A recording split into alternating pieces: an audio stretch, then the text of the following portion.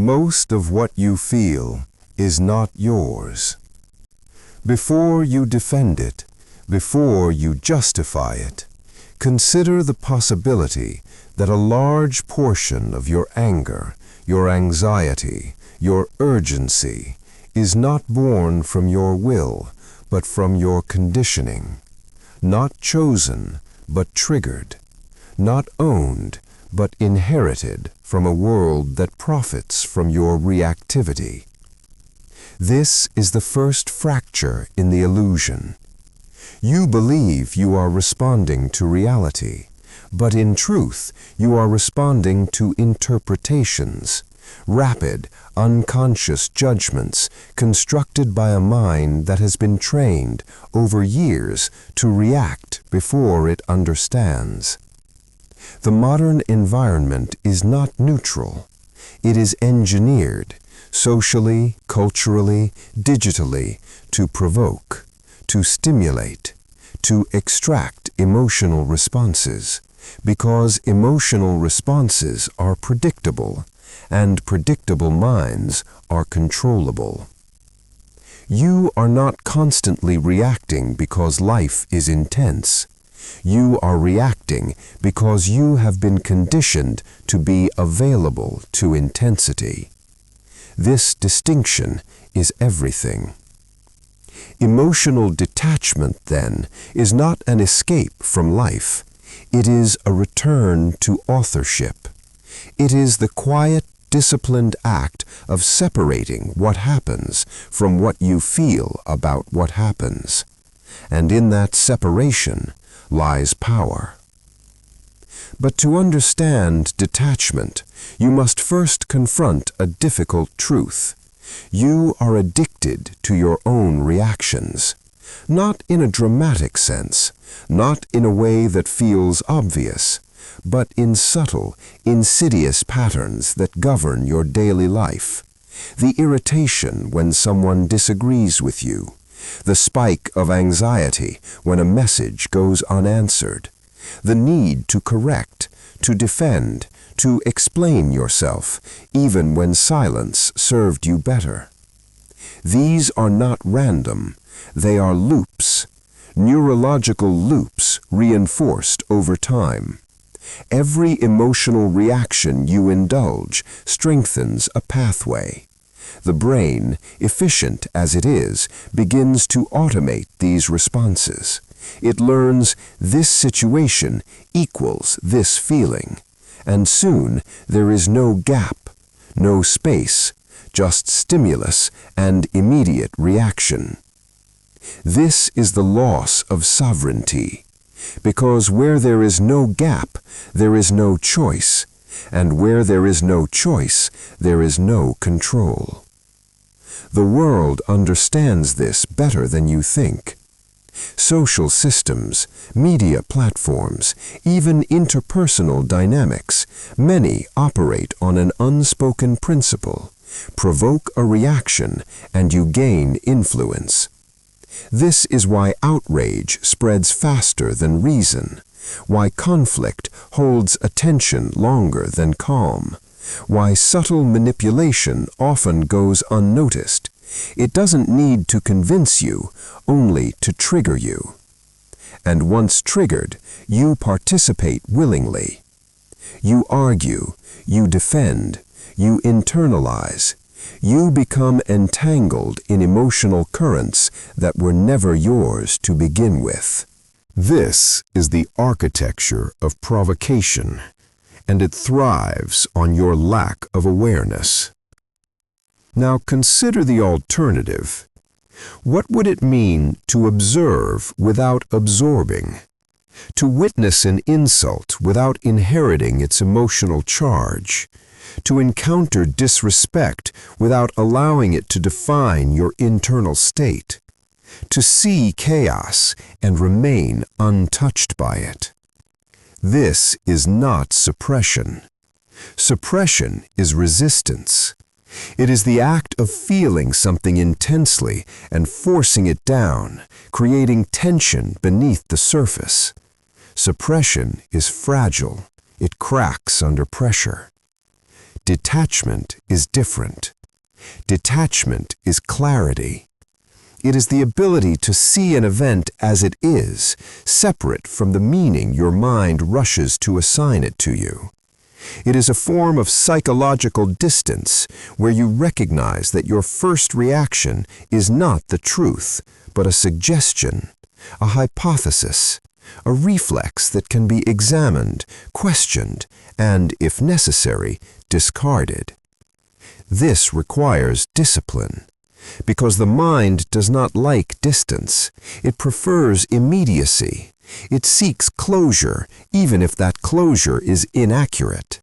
It wants to label, to judge, to conclude, because uncertainty feels unsafe. So when something happens, someone criticizes you, ignores you, challenges you, the mind moves quickly. It fills the gap with narrative. They don't respect me. I'm being rejected. I need to respond. And before you realize it, the narrative becomes emotion, and the emotion becomes action, all within seconds. Detachment interrupts this chain. It introduces a pause, a deliberate, cultivated delay between stimulus and response. And in that pause, something extraordinary happens. You begin to see. You see that the criticism may reflect the other person's state, not your worth. You see that the silence of another does not equate to your inadequacy. You see that the urge to respond is often driven by ego, not necessity. This is the beginning of emotional intelligence, not the ability to feel deeply, but the ability to understand what you feel before you act on it. But there is resistance to this idea, because many confuse detachment with coldness, with indifference, with lack of care. This is a misunderstanding. True detachment does not make you less human, it makes you less predictable. And that is precisely why it feels uncomfortable at first. You have spent years reinforcing patterns of emotional immediacy. You have learned to equate reaction with authenticity, as if feeling something strongly and expressing it instantly is a sign of truth. But intensity is not truth. It is just intensity. A loud emotion is not a correct emotion. A fast reaction is not a wise reaction. In fact, the most dangerous emotions are often the ones that feel the most justified. Anger that feels righteous, anxiety that feels urgent, defensiveness that feels necessary. These emotions carry a sense of certainty. They convince you that action must be taken immediately, that to pause would be weakness, that to observe would be passive. But this is the illusion, because what you call being real is often just being reactive, and reactivity is not strength, it is exposure. When you react without awareness, you reveal your triggers, you expose your insecurities, you hand over control of your internal state to external forces. Anyone who understands your triggers can influence you, not through logic, but through provocation. This is why emotional detachment is power. Not because it removes feeling, but because it restores control over feeling. It allows you to choose when to engage and when to remain silent, when to speak and when to remain silent, when to care deeply and when to recognize that something does not deserve your emotional investment. This last point is critical, because not everything deserves your attention, but your mind has been trained to treat everything as significant.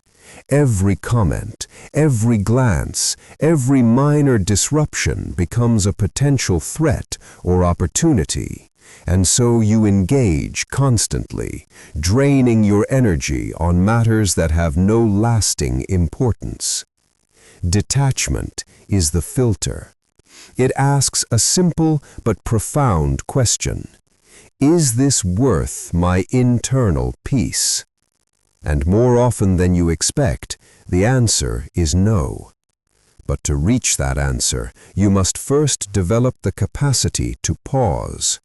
And this is where most people fail, not because they lack intelligence, but because they lack awareness of their own internal processes.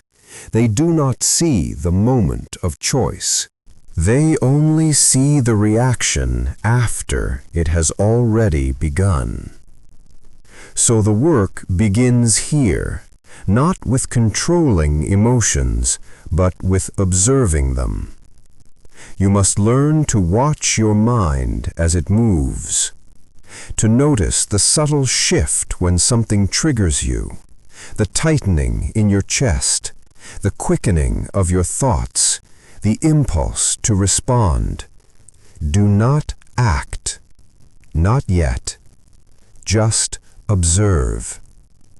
This observation alone begins to weaken the automatic loop.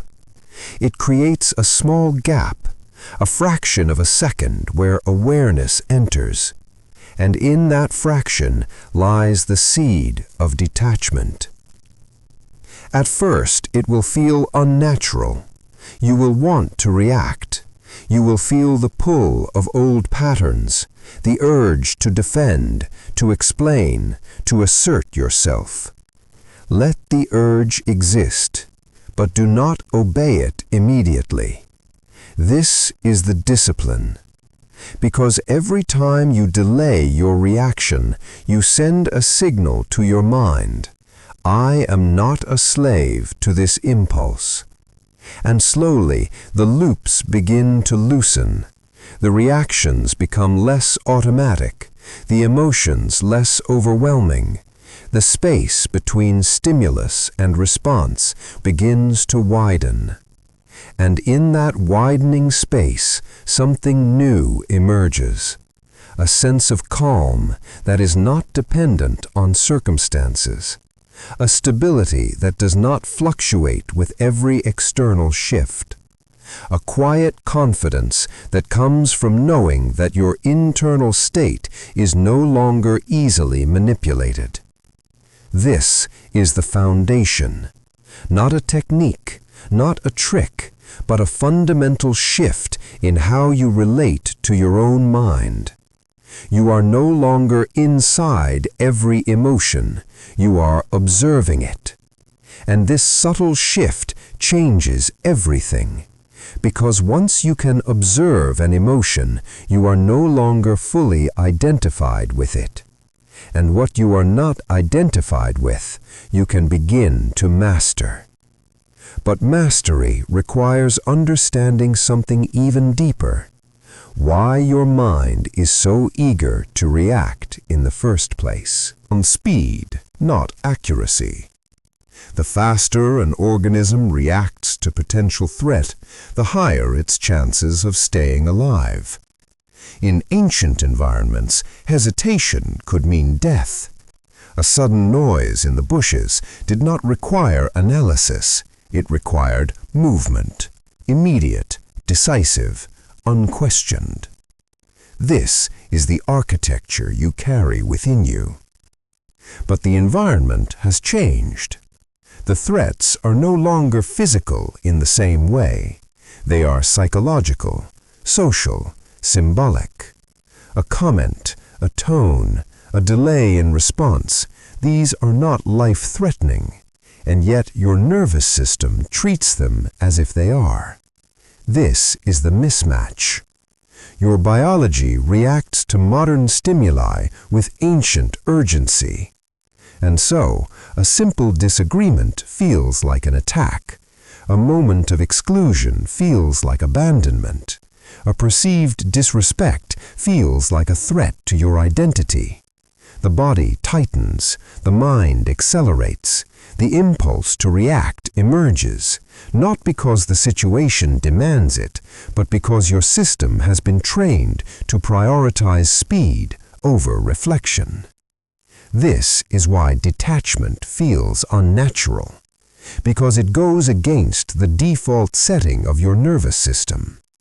To pause is to interrupt a survival pattern. To observe instead of react is to override a deeply embedded mechanism. And the mind resists this, not because it is flawed, but because it is trying to protect you in the only way it knows. So understand this clearly. Your reactivity is not a failure of character. It is an overextension of a survival system in an environment that no longer requires it. And once you see this, something shifts. You stop judging your reactions as weaknesses, and you begin to study them as patterns. This is where detachment deepens, from a simple pause into a form of internal analysis. You begin to ask, what exactly is being triggered? Not the surface emotion, the anger, the anxiety, the irritation, but the underlying structure, the belief, the assumption, the silent narrative that gives the emotion its intensity. Because emotions do not arise in isolation, they are built on interpretations. Two people can experience the same event and feel entirely different emotions. One sees rejection, the other sees neutrality. One feels insulted, the other remains unaffected. The difference is not the event, it is the meaning assigned to it. And meaning is not fixed, it is constructed. This is where your power expands. Because if meaning is constructed, it can be deconstructed. Consider how quickly the mind personalizes events. Someone speaks sharply, and the mind concludes, this is about me. Someone withdraws, and the mind concludes, I have done something wrong. Someone disagrees, and the mind concludes, I am being challenged, diminished, invalidated. But these are not facts. They are interpretations layered on top of incomplete information. Detachment allows you to see this layering in real time. It reveals that between the event and the emotion lies a process, a rapid, often invisible process, where the mind fills in gaps with assumptions. And these assumptions are rarely neutral. They are biased towards self-protection, towards preserving identity, towards avoiding discomfort. But in doing so, they distort reality. And distorted perception leads to unnecessary suffering. So the work is not to eliminate emotion. The work is to examine the interpretation that fuels it. This requires a different kind of attention, not outward, but inward. You must become aware of the questions your mind is asking beneath the surface. Questions like, what does this say about me? Am I being respected? Am I losing control? These questions operate silently, but they shape your entire emotional landscape. And most of them are rooted in identity. Because at the core of reactivity is not the event itself, but the perceived impact on who you believe you are. This is where the ego enters, not as arrogance, but as structure. The ego is the collection of identities you have built over time. The roles, the self-images, the narratives that define you. I am competent. I am respected. I am in control. These identities are not inherently false, but they are fragile when they depend on external validation. and the world will test them constantly, not intentionally, but inevitably. Someone will question your competence. Someone will fail to acknowledge your effort. Someone will behave in a way that does not align with your expectations. And in those moments, the ego perceives a threat, not to your physical safety, but to your psychological continuity. And it reacts. Defensiveness, justification, anger, withdrawal. These are not random emotional states. They are protective mechanisms designed to stabilize your sense of self. But here is the paradox. The more tightly you cling to a fixed identity, the more reactive you become. Because every deviation from that identity feels like an attack. Detachment loosens this grip. It introduces flexibility into your sense of self. You begin to see that you are not the identity you defend. You are the awareness observing the identity. And this distinction is subtle but transformative. Because if you are the observer, then the threat to identity loses its intensity. A criticism does not destabilize you, it becomes information. A disagreement does not diminish you, it becomes perspective. A moment of disrespect does not define you, it becomes a reflection of the other person's state. This is not denial, it is a recalibration. You are no longer interpreting every event through the lens of what does this mean about me? Instead, you begin to ask, what is actually happening here? This question shifts your attention from internal narrative to external reality. And reality, when observed without distortion, is often far less dramatic than the mind suggests. But this shift requires tolerance for uncertainty. Because when you stop rushing to conclusions, you are left with incomplete information. You do not immediately know why someone acted a certain way. You do not instantly assign meaning. You allow the situation to exist without forcing it into a predefined narrative. And this is uncomfortable. The mind craves certainty, even if that certainty is negative.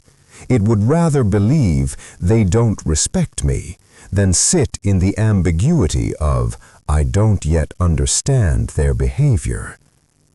Detachment asks you to resist that craving, to remain in observation long enough for clarity to emerge, not from assumption, but from evidence. This is a higher form of patience, not passive waiting, but active restraint. You are restraining the impulse to conclude prematurely. You are holding space between perception and judgment, and in that space, your perception becomes more accurate.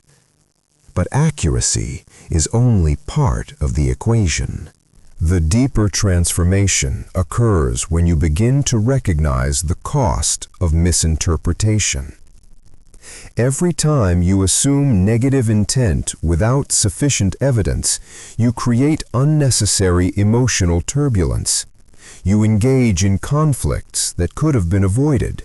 You drain your energy on scenarios that exist only in your interpretation.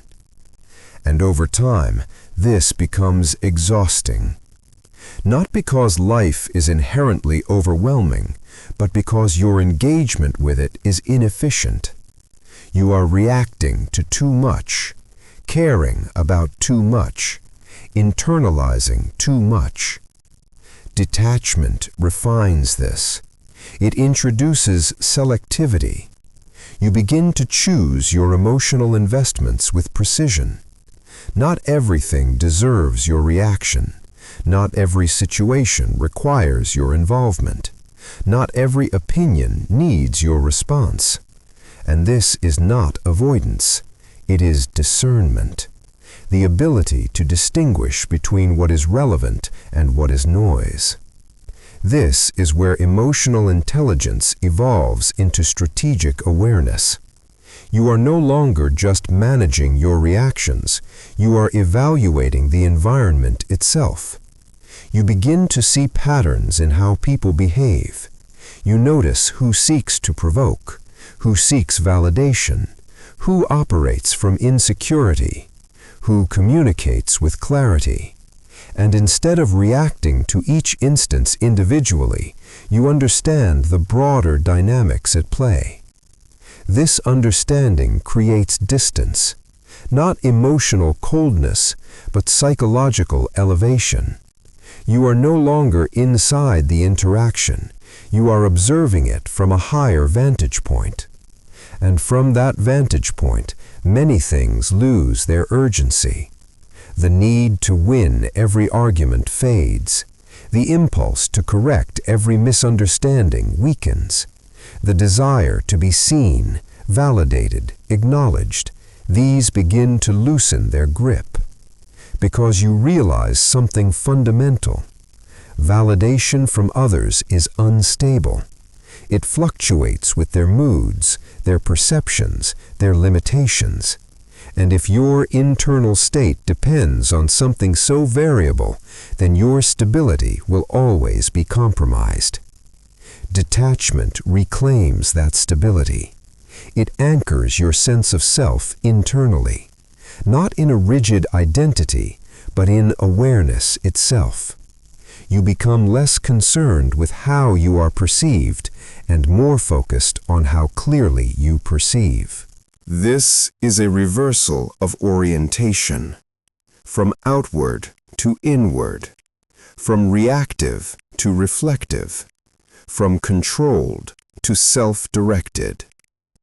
But this shift introduces a new challenge, one that is often overlooked.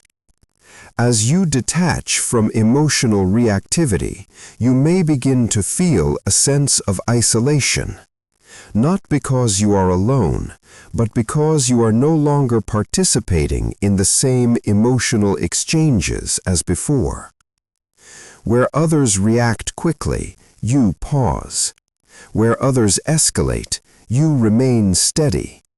Where others seek validation, you remain self-contained. And this difference can create distance. You may feel misunderstood. You may appear indifferent. Others may project their own interpretations onto your calmness, seeing it as disinterest, arrogance, or disengagement. This is part of the process. Because when you change your internal dynamics, your external relationships must recalibrate. Some will adjust, some will not. And detachment requires that you accept this without resistance. You cannot control how others perceive your stillness. You can only maintain it. Because the alternative, returning to reactivity to preserve connection, is a regression. It is a compromise of your internal clarity for external comfort, and that cost is too high. So you continue. You refine your awareness. You deepen your observation. You strengthen your ability to remain present without being pulled into every emotional current. And gradually, something stabilizes within you. A quiet center, unaffected by the fluctuations around it. Not because the world has become less chaotic, but because you have stopped allowing chaos to dictate your internal state. And once chaos no longer dictates your internal state, a new responsibility emerges. Because detachment is not the end of the process, it is the beginning of conscious engagement. Up to this point, you have learned to pause, to observe, to separate stimulus from reaction and interpretation from reality. You have created distance between yourself and the unconscious patterns that once governed you. But distance alone is not mastery. Mastery requires direction. It is not enough to withdraw from automatic reactions. You must decide deliberately how you will respond in their absence. Otherwise, detachment becomes emptiness, a quiet, controlled emptiness, but still without intention. So now the question changes. It is no longer, what should I not react to? It becomes, what is worth responding to and how? This is where emotional detachment transforms into self-possession. Because when you are no longer compelled to react, every response becomes a choice, and every choice reveals your level of awareness. Most people never reach this point. They spend their lives oscillating between impulse and suppression, either expressing emotions without control or burying them without understanding. Both are forms of unconsciousness. But you are now entering a third state, conscious response, a state where emotion is acknowledged, understood, and then directed, not allowed to dictate behavior, but not ignored either. This requires precision, because not all emotions are distractions, some are signals. The challenge is not to silence emotion, but to differentiate between noise and information. Anger, for example, is often misunderstood.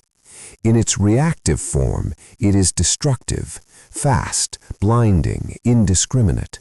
But beneath that surface, anger can also signal a perceived boundary violation, a moment where something within you recognizes misalignment. Detachment allows you to access that signal without being consumed by the reaction. Instead of lashing out, you examine, what boundary do I believe has been crossed? And then, from a place of clarity, you decide whether that boundary is valid, whether it needs to be communicated, and how to express it without unnecessary escalation. This is power. Not the power of dominance, but the power of control over your own expression. The same applies to anxiety. In its uncontrolled form, it creates urgency where none is required.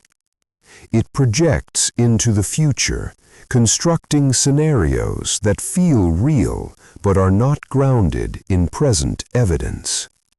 But when observed with detachment, anxiety reveals its structure. It asks, what uncertainty am I resisting? And more importantly, am I trying to control something that is not within my control? This question is liberating, because much of your mental strain comes from attempting to manage variables that are inherently unpredictable, other people's thoughts, outcomes that have not yet occurred, perceptions that are constantly shifting. Detachment does not eliminate uncertainty. It teaches you to coexist with it, to act where you have influence, and to release where you do not. This is the foundation of internal stability. You stop negotiating with reality. You stop demanding that circumstances align perfectly before you feel at ease. Instead, you anchor your ease within yourself, independent of external alignment. But this anchoring requires consistency, not occasional awareness, but sustained practice. Because the world will continue to provoke, not out of malice, but by nature. People will misunderstand you.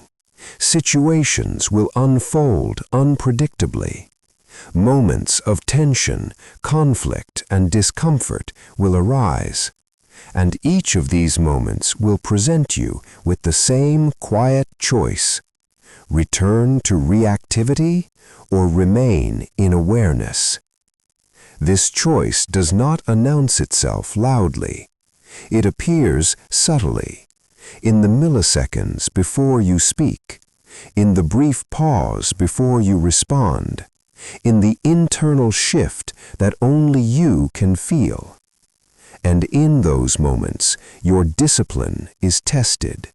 Not your knowledge, not your intention, but your ability to apply what you understand when it matters. Because understanding without application is illusion. You may recognize the patterns, you may agree with the principles, but in the moment of provocation you still react unconsciously. Then nothing has changed. So the practice becomes situational. You train yourself in real time. When someone speaks with tension, you notice your internal response, but you do not mirror it automatically. When you are ignored or dismissed, you feel the impulse to interpret, but you do not rush to conclusion. When you are challenged, you sense the rise of defensiveness, but you allow it to pass before choosing your words. This is integration, not a concept, but a behavior. And over time, something remarkable begins to happen. Your presence changes, not in a dramatic, performative way, but in a subtle, unmistakable shift. You become harder to provoke, not because you are avoiding engagement, but because you are no longer easily influenced by external stimuli. Your responses become measured. Your words become intentional. Your silence becomes meaningful. And people notice. Some will respect it. Others will be unsettled by it, because most interactions are based on unconscious patterns, reaction followed by reaction, emotion feeding emotion. When you remove yourself from that cycle, you disrupt the expected rhythm. You do not escalate when others expect escalation. You do not defend when others expect defensiveness. You do not seek validation where it is usually exchanged. And this creates a kind of psychological asymmetry. You are operating from awareness. Others may still be operating from impulse.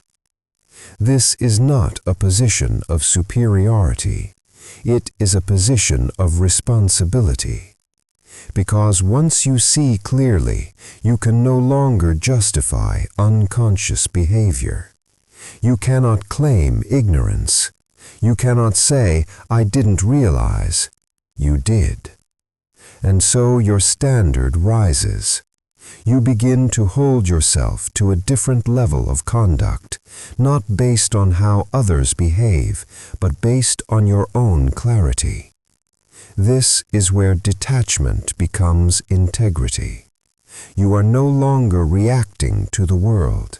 You are responding in alignment with your understanding. And this alignment creates consistency. You are the same in conflict as you are in calm. The same in private as in public. The same under pressure as you are at ease.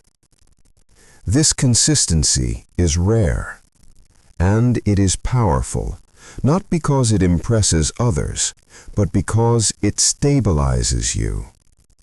There is no fragmentation, no version of you that is easily disrupted, no identity that needs constant reinforcement, just awareness and deliberate action. But there is one final layer to understand, a subtle one, because even detachment can become an identity. You may begin to see yourself as the calm one, the composed one, the one who is unaffected.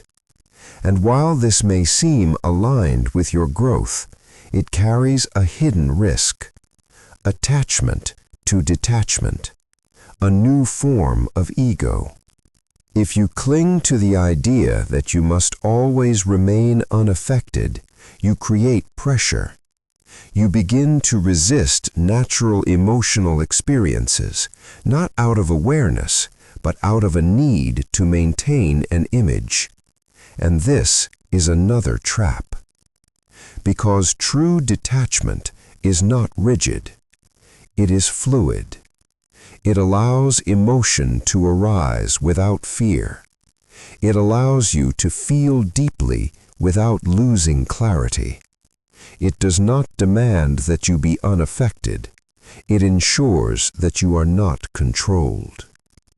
There will be moments when you feel strongly, moments of anger, sadness, frustration, even joy. Detachment does not remove these. It contextualizes them. You feel them fully, but you do not become them. They pass through you rather than define you.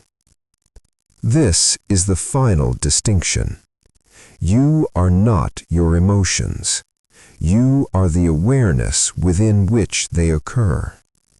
And when this becomes real, not as an idea, but as a lived experience, something settles within you. A quiet certainty. Not loud, not visible, but constant. You no longer chase control over the world. You no longer demand that people behave in ways that protect your internal state. Instead, you move differently. You choose carefully. You speak with intention.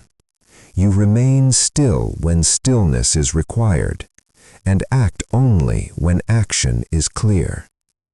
This is not passivity. It is precision. A life no longer driven by impulse, but guided by awareness. And in a world that constantly seeks to pull you outward, into reaction, into distraction, into emotional entanglement, this inward stability becomes your greatest advantage. Because while others are controlled by what happens, you are grounded in how you choose to respond. And that choice is where your freedom begins.